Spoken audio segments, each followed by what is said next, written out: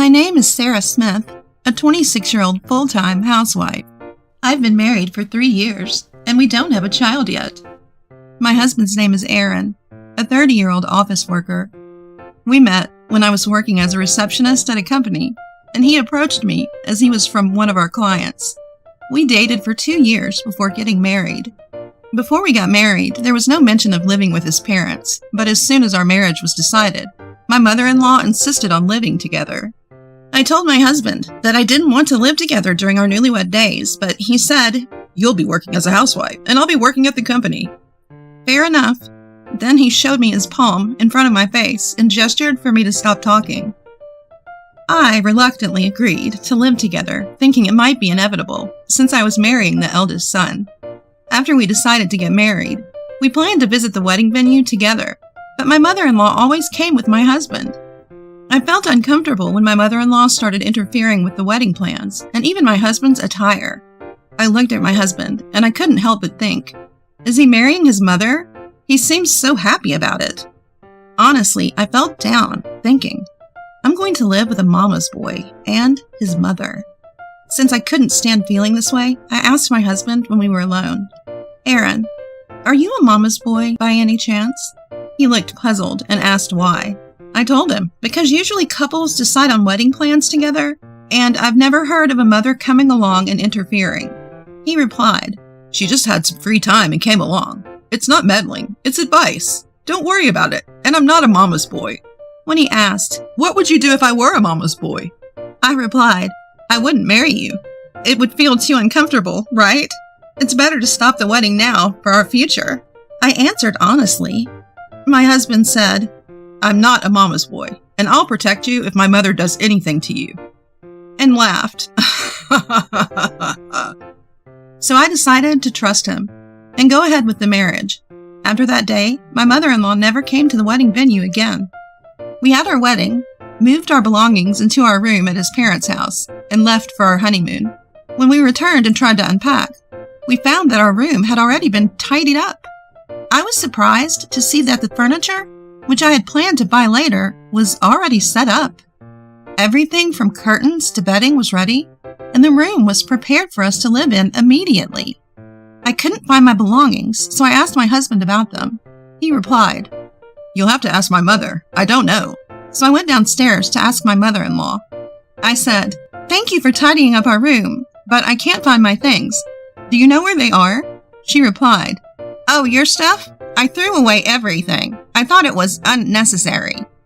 I said, "My bank book and other valuable items were also in there." She assured me, "Don't worry, I'm keeping them safe. Everything else has been thrown away." I was taken aback, but said to my mother-in-law, "These are my personal belongings. Please give them back. The bank book is from when I was single, so they belong to me." Reaching out my hand to her, my mother-in-law made a sour face. "How dare you defy me? A mere daughter-in-law. Fine, I will give you your bank book. Wait here." She stomped off with a loud footfall to fetch them. When she returned, she tossed my bank book on the floor. Frantically, I checked the contents and found that a whopping $10,000 had been withdrawn. "Mother-in-law, did you withdraw $10,000? I asked, to which she nonchalantly replied, "Of course, I bought your furniture, didn't I?" I was at a loss for words. I quickly returned to my room, and while seething with anger, relayed this incident to my husband Aaron. Aaron, however, responded, "Ah, so she bought this furniture. Thanks." I lost my temper at his response. "Hey, using my savings without permission is a crime. And to top it all off, this hideous furniture and curtains? Who wouldn't be angry?"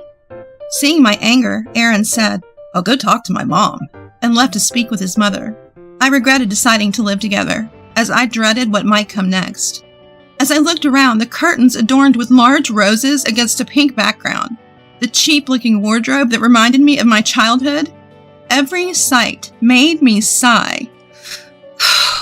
Exhausted, I lay down on the bed. The cover was cherry-patterned. Whether it was an act of spite or kindness, I couldn't tell, but it made me sad. While I was feeling this way, Aaron returned from speaking with his mother. She's angry and wouldn't listen. He said, "She says she didn't deserve to be complained about when she did all of this out of goodwill." I asked him, aghast, "Don't you feel sad looking at this furniture? These curtains and the bed cover?" Aaron looked around the room, his face paling. "Let's change it a bit, without her noticing," he said, trying to placate me. "And the money? Will I get the money back?" I asked. I was not working hard and saving my money for such frivolous things. Aaron apologized on his mother's behalf and said he would repay me bit by bit from his salary and bonus. I also apologized to Aaron for starting a fight with his mother on our first day living together, and despite not wanting to, told him I would apologize to his mother. When I apologized to her, saying, "Mother-in-law, I'm sorry for my rude remarks earlier," she replied, "So you're the type to complain about even the smallest things. But remember, if you defy me again, there will be consequences." She forgave me for the incident. The next morning, my mother-in-law woke me up at 4 a.m. She told me to buy bread from a bakery in the neighboring town that opens at 5 a.m. Considering yesterday's incident, I simply said yes and decided to go to the bakery. I wanted to ride my bike, but I couldn't find the key. I thought the key might still be on the bicycle, so I went outside, but the bicycle was nowhere to be found. It had probably been thrown away, so I decided to go for a run to the bakery. I changed into my sneakers, put on my favorite tunes, and ran through the city streets in the early morning. It felt wonderful. Returning with freshly bought bread, I was about to take a shower when my mother-in-law stopped me. "You're not working, so no need for the shower. Just wipe off your sweat with a towel," she scolded, throwing a towel at me. Realizing that she was still upset about yesterday, I gave up on the idea of showering. I prepared breakfast for my in-laws and my husband, checking the ingredients in the fridge. I enjoy cooking and can decide on a menu just by looking at the available ingredients. Although there weren't many, I managed to prepare breakfast, woke up my husband, and informed my in-laws that breakfast was ready. When my in-laws and husband sat at the table, I was about to join them when my mother-in-law said, "You can't eat with us. You're the daughter-in-law, right? You should eat after we're finished and the cleanup is done." And she wouldn't let me sit at the table. I looked at my husband, but he avoided my gaze, acting as if he didn't know what was happening. Are these house rules from the 1950s? I muttered to myself. But I obeyed my mother-in-law nonetheless. When my husband was leaving, he mouthed, "Sorry," to me and bowed his head in apology. I couldn't help but chuckle at his gesture. I thought to myself, my husband isn't considerate, and I need to make this house a place he wants to come back to. I told my mother-in-law, "I'll start with the cleaning," and began to tidy up. She was sitting on the couch, occasionally glancing my way, but never responding. Because my mother-in-law was around, I decided to clean the living room last, keeping busy with laundry and cleaning the rest of the house. When only the living room was left, I noticed my mother-in-law was gone. After the cleaning was done and I was about to make some tea, I noticed a small window next to the fridge was open, and I could hear my mother-in-law's voice. It seemed she was talking with a neighbor. As I casually sipped my tea, I realized she was talking about me. She was telling the neighbor that I had taken her bank book and she had no money to spend freely. Unable to hold back, I confronted my mother-in-law when she returned to the house. "Please, don't lie to the neighbors. When did I ever take your bank book?" I asked. Startled, she quickly closed the window and yelled, "Just do whatever you want," before storming off to her bedroom. Realizing that this could create an uncomfortable situation for my husband, caught between his mother and me, I decided to try and be more understanding towards my mother-in-law.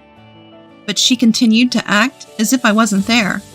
Even when I tried to engage her in conversation, she ignored me as if I were invisible. My father-in-law was also a non-entity, unable to oppose his domineering wife. He was the head of a veterinary clinic, a quiet man who started talking to me little by little. When the clinic was closed on a Wednesday, I had a chance to have a long chat with him. "You know, she's told me she's okay with getting a divorce," he confided. "But since you're still together, she can't be serious. Maybe she's testing your affection, huh? You're certainly loved, aren't you?" We shared a laugh, listening to each other's complaints. Behind the scenes, I felt like I had an ally. My only solace was my father-in-law. Thanks to him, I never vented my complaints or frustrations about my mother-in-law to my husband. It seemed my mother-in-law was complaining about me to my husband. Whenever my husband told me about what my mother-in-law was saying, I would respond with, I'm sorry, I'll be careful, to put him at ease.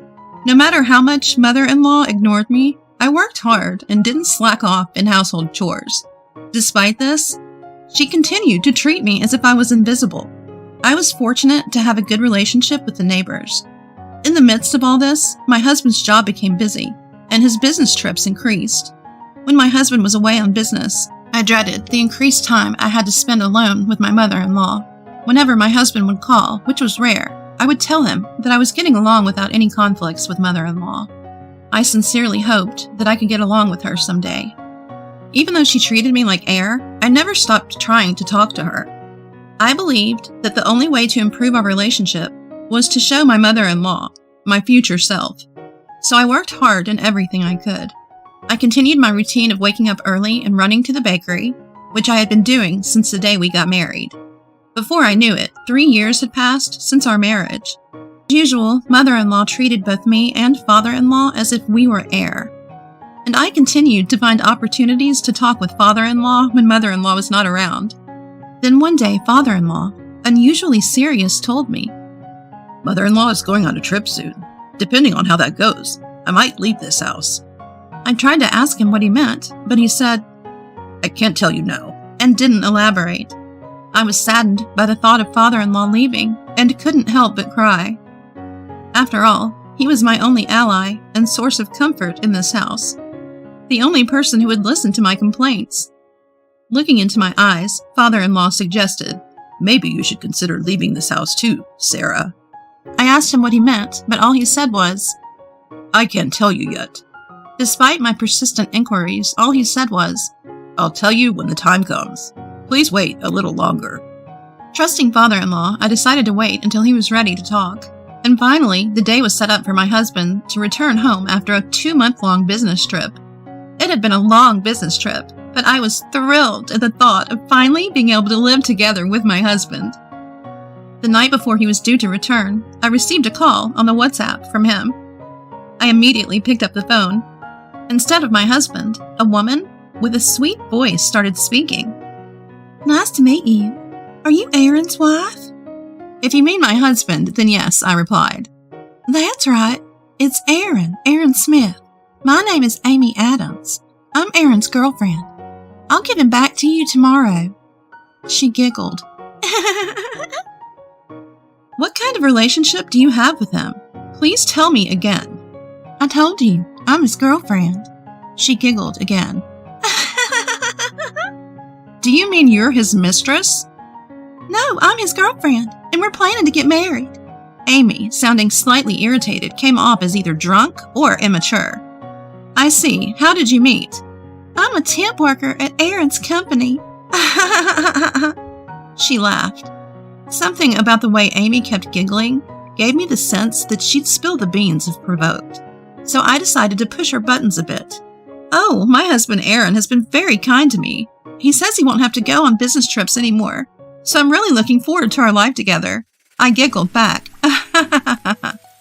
"No more business trips? Did Aaron tell you that?" "Yes, we were thinking about starting a family soon. We've been talking about it a lot." "Oh, it's so embarrassing." I laughed. "That's impossible. I'm already pregnant with his child." I was taken aback. Amy had just told me that she was pregnant with my husband's child. "You know your mother-in-law doesn't even recognize you as her daughter-in-law, right? Why don't you just get a divorce?" She chuckled. I was surprised that Amy mentioned mother-in-law, and that brought me back to my senses. Did my mother-in-law say that? Well. I laughed, not knowing how else to respond to the mention of my mother-in-law. Amy, perhaps feeling belittled, angrily replied, "Have you ever gone on a trip with your mother-in-law? Because I have. The 4 of us had a great time." She then sent a picture over WhatsApp. In the picture were my husband and mother-in-law in summer dress, a woman who looked like Amy, and a man who appeared to be about the same age as my husband. I asked, "Who's this man?" And Amy giggled. "Oh, I can't tell you that. It's a secret.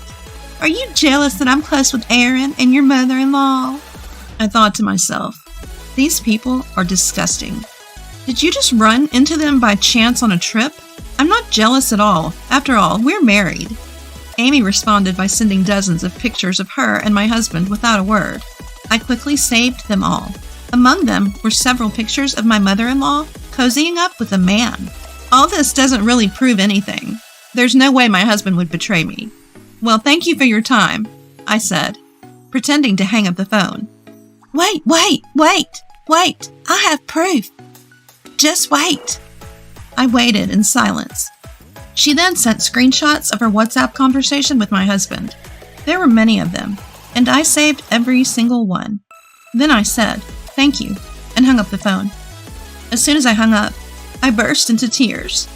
I had trusted him. I thought he loved me. I thought he was on my side. I loved him. My emotions were a whirlwind. The confident me who was taunting Amy just a while ago was gone. I stormed out of the house and headed for my father's office. I threw open the door to my father's office and tearfully asked, "Where's my dad?" My dad seemed too busy to leave his work, so I waited alone in the waiting room crying. After a while, my dad took a break from his work and came to see me. I apologized to my dad for showing up out of the blue and told him everything. Dad said, "You're like me. You can't stand injustice." With a smile, he added, "You know, crying won't solve anything, right?" His words from my childhood, reminding me to face forward after I had cried my fill. I showed him the photo I got from Amy and screenshots of the conversation between my husband and Amy. As he looked at them, he exclaimed, "What the hell is this?" When I peeked at my phone that my dad was looking at, it showed my mother-in-law and a man standing next to her. My dad said he wanted to talk to my father-in-law. My dad, as it turns out, is a lawyer. He seemed to be quietly angry. I sensed that he wasn't his usual calm self. When I returned home and told my father-in-law that my dad wanted to talk to him, father-in-law went into the bedroom and made a phone call. After the call, father-in-law told me, "I'm going to meet your dad, Sarah." The next day, I greeted my husband, who had returned from a business trip. With an inscrutable face, my husband probably hadn't heard anything from Amy. He seemed completely unchanged. My mother-in-law returned a little later from her trip. "I'm tired, but it was fun," she said, and gave me a souvenir from the same region as my husband. As usual, the three of them ate the meal I had prepared without me. As I quietly watched the scene, my husband spoke to me. "Sarah, you seem different since I've been away. Kind of cooler," he said. My mother-in-law immediately chimed in.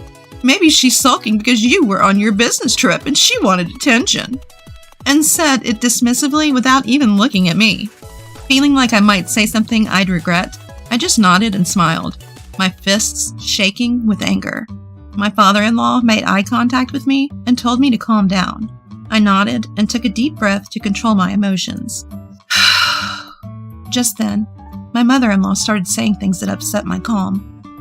"You and father-in-law have been living together just by you two for a while, haven't you? Something happened, didn't it? I can tell, don't hide it, tell me." She insinuated something more than a father-in-law, daughter-in-law relationship between me and my father-in-law. "What do you mean, something happened?" I asked, holding back my anger, and she kept suggesting, "A romantic relationship, right? You had one, didn't you?" "I can't believe it," I said, my voice shaking. My usual taciturn father-in-law asked seriously, "Did you go on a trip hoping for a romantic relationship to happen between me and Sarah?" Staring at my mother-in-law, when she retorted, "If nothing happened, you wouldn't be angry, right? So you're admitting it." My father-in-law said, "I despise you. I can't forgive you as a person," and left the room, saying, "I'll be at the hospital for a while. Don't contact me." My mother-in-law told me, "You can leave too." I stared at my husband. Feeling my gaze, Aaron glanced back at me with a startled look. Observing this, my mother-in-law interjected, "What's the matter? Got an issue with Aaron? Acting all high and mighty. This is why I don't want to talk to you. You should go to your father's veterinary clinic too." She urged me out. My husband did nothing to stop her. I turned to Aaron and asked, "Aaron, don't you have anything to say? We are in the away situation I warned about before our marriage, didn't I?" What happened to I will protect you if my mom does anything to you? It was you, Aaron, who dissuaded me when I thought of reconsidering our marriage because I disliked this prospect. My husband seemed shocked by my outburst. Seeing this, my mother-in-law said, "Then why don't you just leave? Get out." I asked Aaron, "Is that okay with you?" But Aaron didn't answer. He just held his head in his hands. "That means get out. Aaron is just too kind to say such words." I kept my gaze on Aaron and finally asked, "So it's okay?"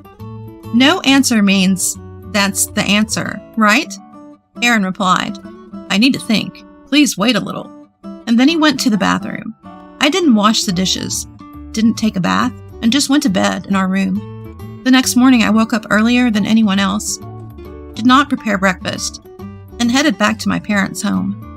Upon arriving, I used my spare key to enter the house and took a shower. My mother, who had been awakened by the sound, seemed surprised to find me in the house. My father also woke up after seeing my face. He simply said, "Good morning," and went into his study. When my father came out of his study, he handed me an envelope. I looked inside it while telling my parents about being told to get out by my mother-in-law, and that I had yet to receive a response from my husband. After I finished looking through the contents of the envelope, I told my parents, "I can't live with Aaron anymore. Can I come back home?" My parents nodded and smiled, saying, "Of course, this is your house." I bowed silently, then looked up. Seeing my face, my father said, "Calm down. Your face looks like you've seen a ghost." I believe I had turned into a vengeful spirit after reading the documents in the envelope. The betrayal by my husband and the unwarranted harassment and verbal abuse from my mother-in-law were swirling around in my head, along with the images. As I took deep breaths, I started to feel a strange sense of enjoyment in the situation, thinking, this is going to be the ultimate revenge. In the afternoon, I headed to my father-in-law's veterinary clinic, which was closed for the day, with my father. My father-in-law, seeing me, called out, "Sarah, are you all right?" He seemed worried about whether I had been able to sleep or eat. I simply replied, "I'm fine." Seeing my expression, he smiled, seeming relieved. From there, my father-in-law, and I had a discussion, and we decided to take action the next day. First, I called Aaron during his lunch break and arranged to meet him at a diner after work. My husband came panting to the seat where I was waiting. "Why didn't you answer after so many calls? Where have you been? What happened?" He bombarded me with questions. I took deep breaths as my father had advised me, trying to calm myself. "I'm sorry for leaving without saying anything. I was just wandering around the city. You know best what happened, don't you?" I said, playing the part of the brave woman with a smile, even though my eyes were teary. Today, I needed to act like a great actress when dealing with my husband. Pretending to hold back tears, I turned around and put eye drops in one eye. My husband, misunderstanding that I was crying for him, muttered, "I'm sorry." He must have thought a message had come from me since I left home, but when he opened our chat room on WhatsApp, he found call records and a lot of pictures and thought he had been exposed. With a very flustered look on his face, my husband said, "I did meet with her, but there's nothing between us. I only love you, Sarah. If you're mad about us meeting, I won't do it again, so please forgive me." A storm of false excuses and apologies. I brushed off my husband's hand when he tried to hold mine and said, "I love you too, but," with a handkerchief to my eye, I fake cried and said with a shaky voice, "Amy's carrying your child, isn't she?"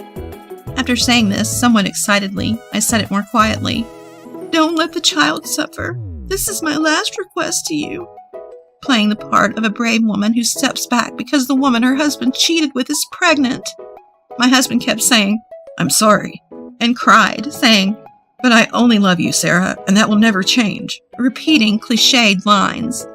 My husband felt more guilty than necessary and told me he would give me all of his savings and pay me $20,000 as compensation. It seemed like he wanted to make sure I wouldn't struggle, even if we divorced. I called my father and had him fill out and stamp the divorce papers, and also had him stamp the pledge we created. My husband apologized to my father, but my father dismissed him, saying, "Thanks for the days you spent with my daughter," and left the diner with me. Then I went to my in-laws' house to pack my things. Most of the stuff had been thrown away by my mother-in-law, so all I had was one large bag. My mother-in-law came in and asked with a smirk, "You're moving out?" I replied, "I'm leaving now. Thank you for everything," and headed back home with a spring in my step. As I was unpacking and tidying up at home, I got another WhatsApp call on my phone. I had a feeling that it was a call from Amy to gloat. Sure enough, it was Amy on the phone. "How does it feel to be a loser ex-wife? I'm on top of the world. There's no man I can't have, huh?" She began with her usual gloating.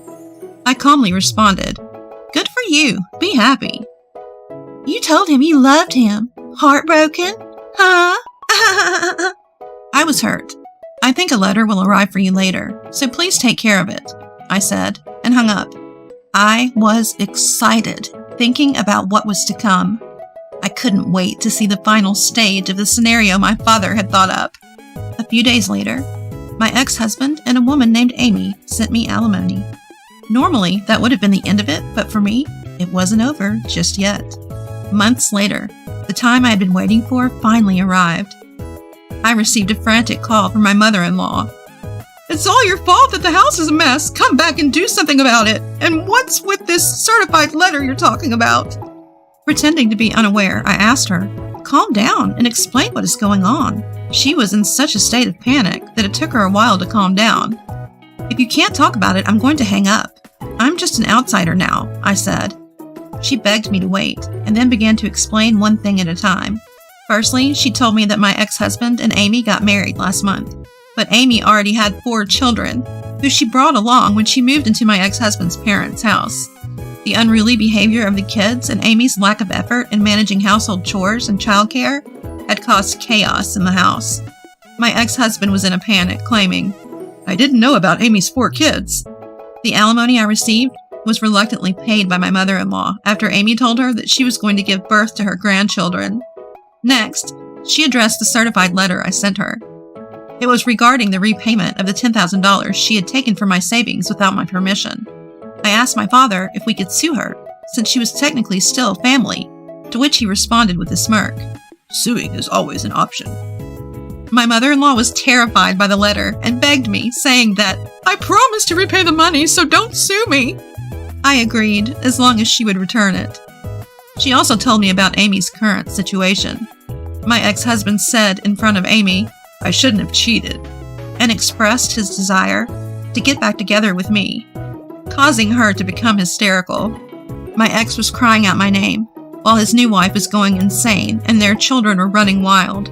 My mother-in-law exclaimed, "I feel like I'm going to lose my mind." Eventually, my mother-in-law received divorce papers from my father-in-law, and she was also being sued for compensation due to the affair. My father, who happened to be my father-in-law's lawyer, asked me to try to stop the divorce. When I heard about the current situation in my in-laws' home, I realized that everything had gone according to my father's plan. Both my father-in-law, my father, and I knew from a private investigator's report that Amy had 4 children.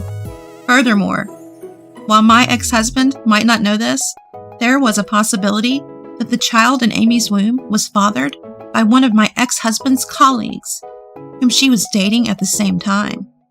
Amy's parents had been taking care of the 4 children, but when they found out about her upcoming marriage to my ex, they told her to take the children with her. Additionally, they disowned her after learning about the affair. So no matter what happens, Amy would cling to my ex-husband's family. It seemed like the time had come for me to deliver the final line in the script. I said, "You all got what you deserved.